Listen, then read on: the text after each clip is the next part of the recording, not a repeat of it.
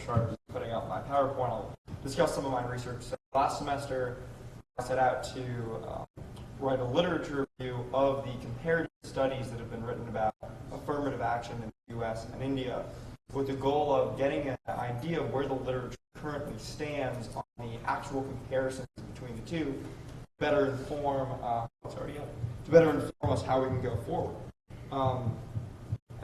Maybe an alternative title for this presentation would be almost everything you need to know about comparisons between affirmative action in the U.S. and India in under 20 minutes. To give a general overview of the subject,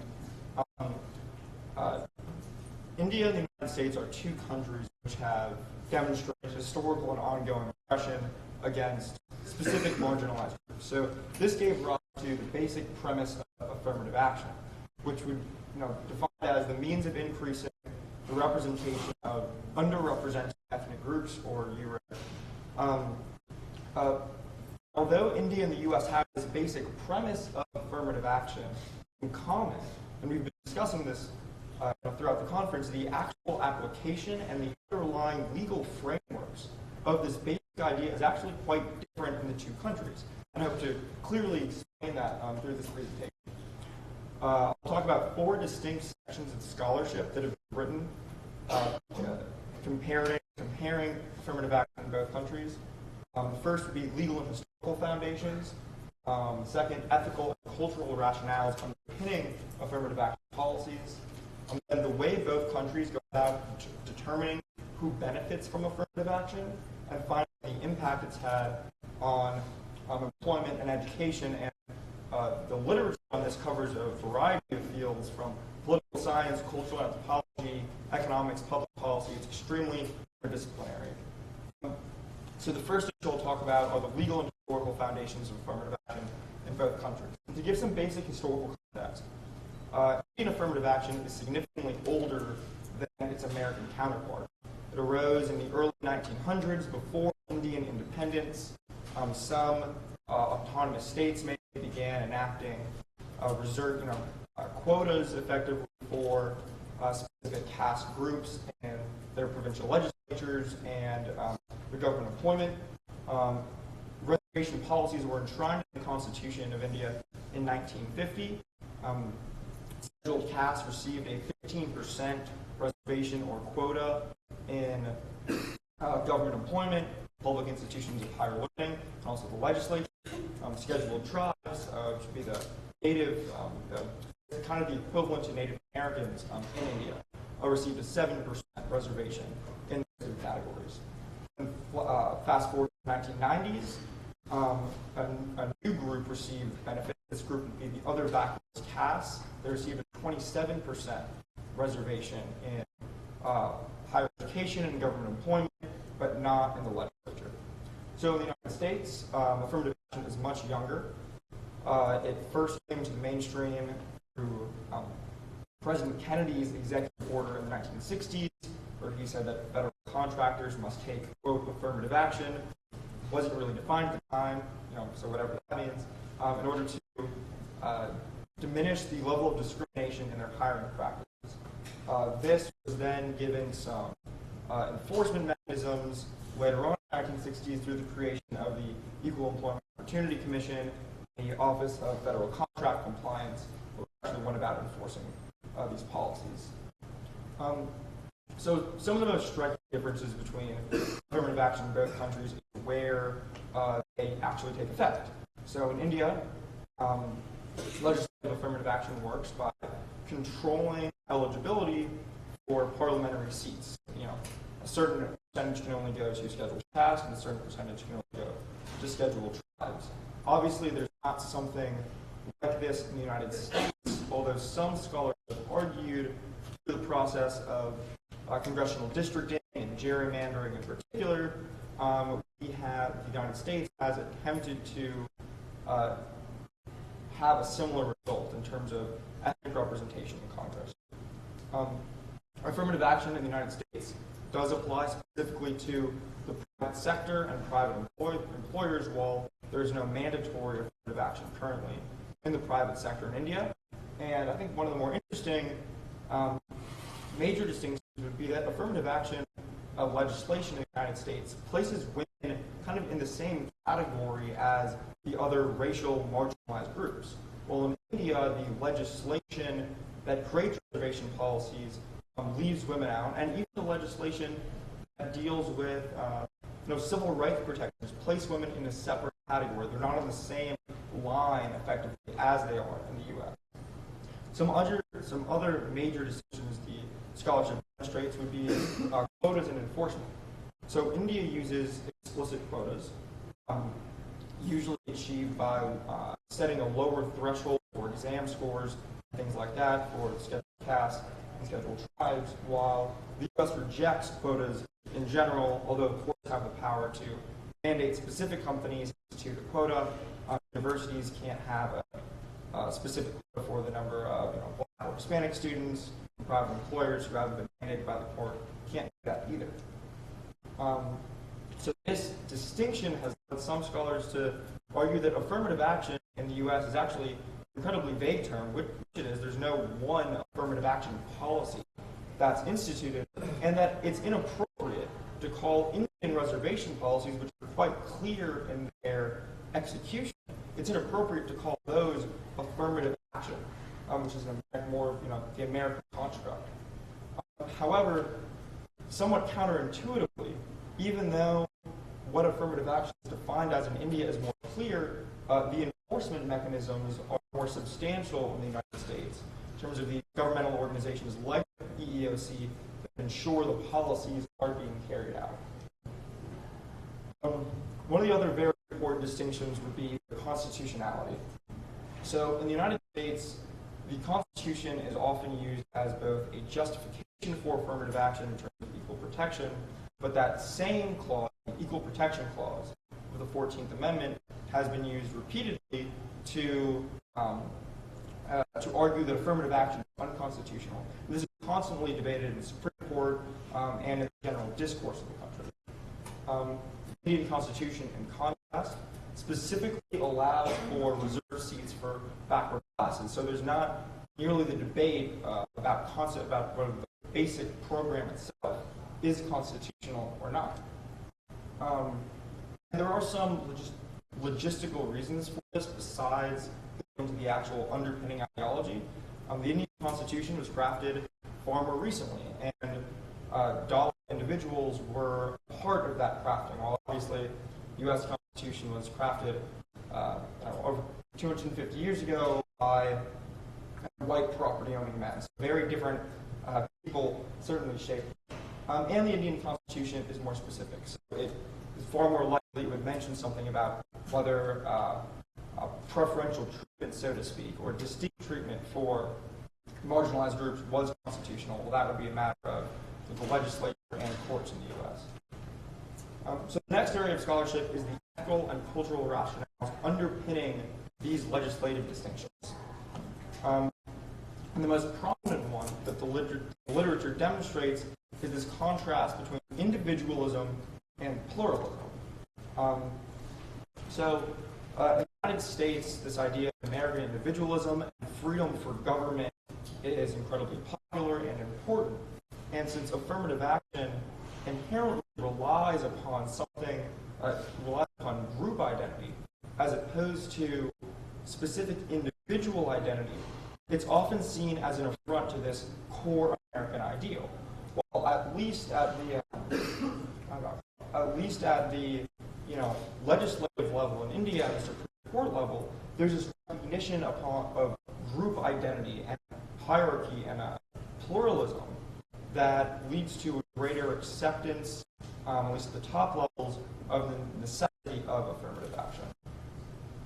And these also contribute to different rationales. So there's greater acceptance in India at the top of affirmative action as specifically a remedial justice program to counteract historical and ongoing oppression. While in contrast, the United States has repeatedly rejected this claim, specifically with regard to affirmative action in higher education. This diversity rationale that the Supreme Court has used to justify it is unique. It doesn't exist in India. This has perhaps led some scholars to assert that diversity is simply a proxy for the larger goal of remedial justice, and one that's more palatable and allows us to avoid conversations about racial inequality, both past and present. So the two countries have very different ways of determining both which groups benefit from affirmative action and which individuals benefit. So because India has a constitutional mandate for affirmative action programs, much more of the discussion is centered on how these programs will actually be executed.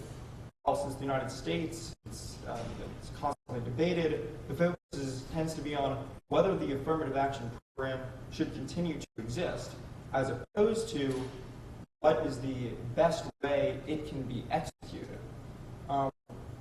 So India has given substantial consideration as to which specific group should benefit. In the U.S., the Baki Court ruled that the Supreme Court itself lacked the resources to determine which specific group should benefit.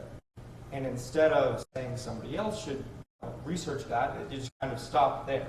There's not a significant amount of social science research conducted by the government to determine which racial and ethnic groups should receive benefits. Well, in India, there was a very similar case to the Baki case that upheld reservation policies for castes, and they also decided that the court itself lacked the resources to determine the beneficiaries.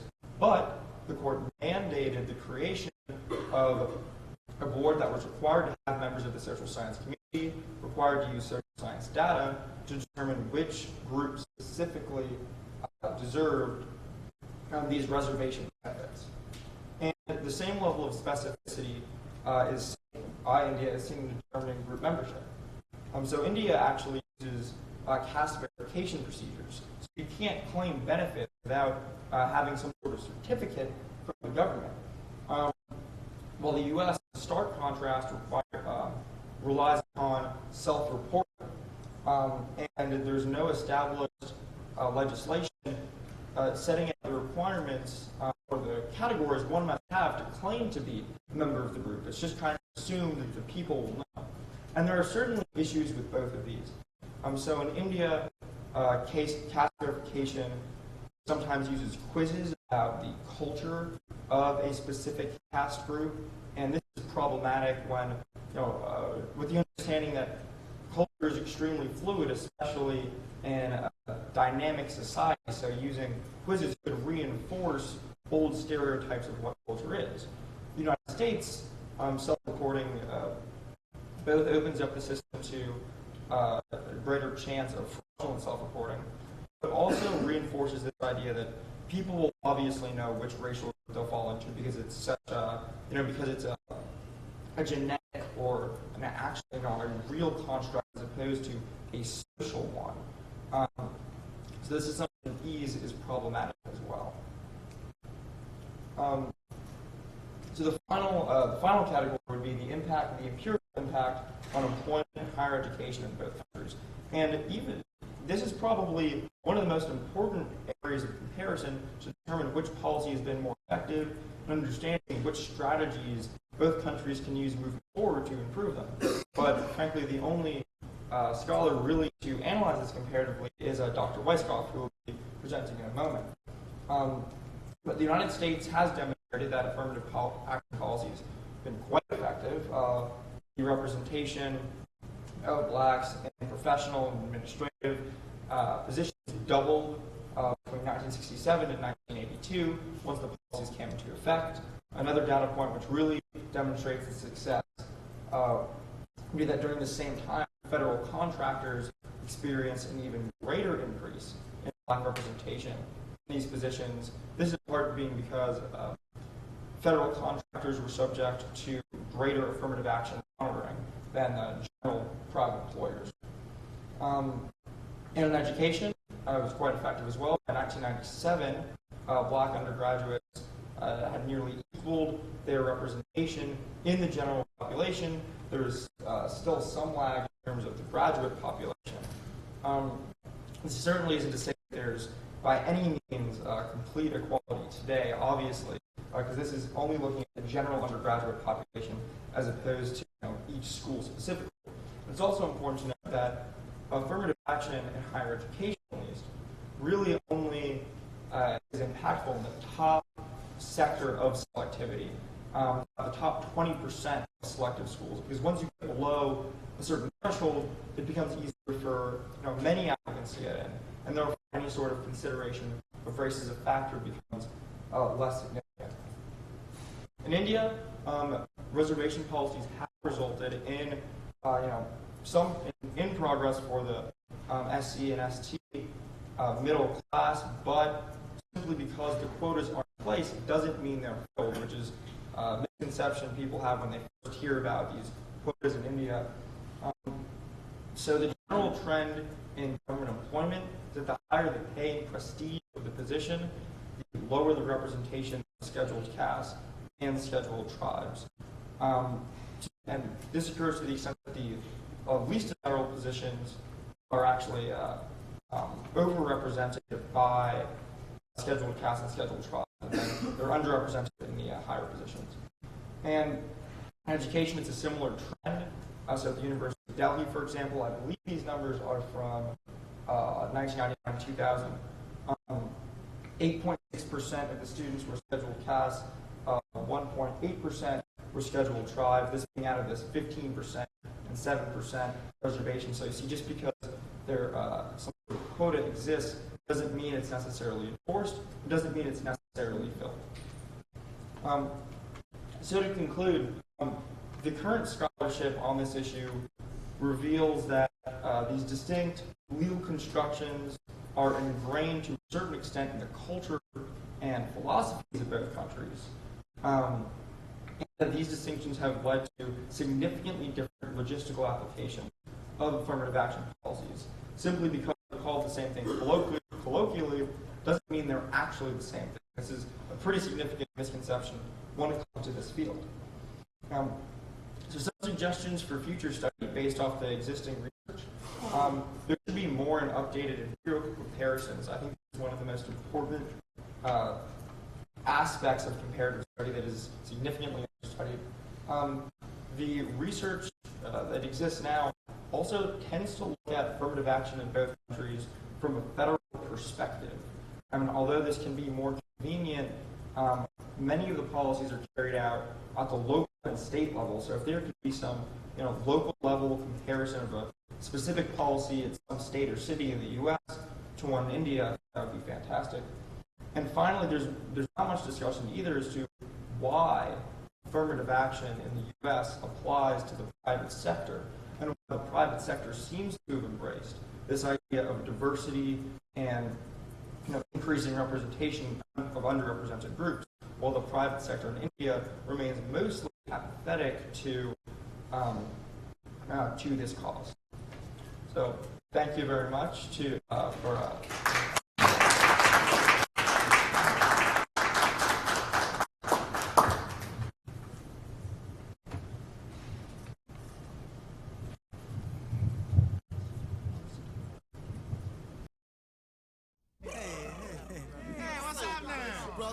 This is a groovy party, man. I can dig it. Right on.